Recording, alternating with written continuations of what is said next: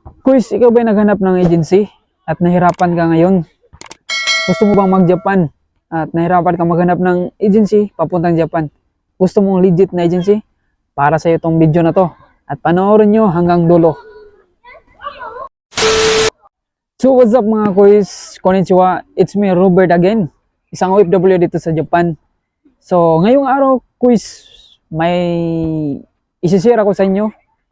Good news ni para sa gustong mag-Japan. So, mga legit na agency, kuis, 4 na agency na legit.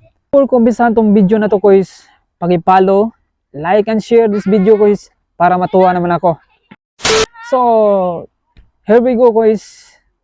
Ito po yung unang agency na legit at credited sa POE, walang binabayaran, no placement fee. Ito yung number 1 na agency na magpalupad sa iyo papuntang Japan. At isa na akong doon is ang Golden Gateway dyan sa Cebu. Ito yung number 1 agency na wala kang binabayaran, credited sa POE. At isa na akong doon na pinapalupad nila papuntang Japan. So, Golden Gateway.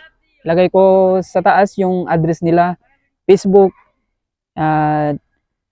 I-follow nilang yung page nila, kuis. Tagal na sila sa serbisyo. So, pangalawa ko is Rakdais sa Guadalupe.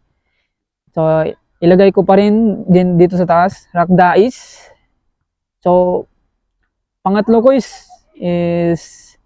RHB. Sa Manila yan ko sa Manila, RHB. So, pangapat ko is Prudential. So, nasa Manila pa rin yan. Hiring na ngayon ng farmer sa Manila. So, sino yung nandoon sa Manila?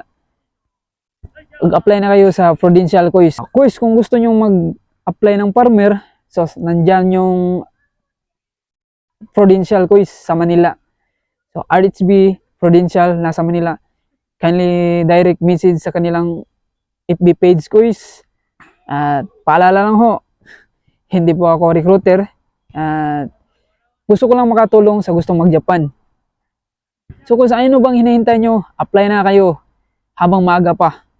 So kuis, salamat sa panonood and don't forget to follow and share this video kuis para matuwa naman ako. So thank you for watching and God bless. See you on next vlog.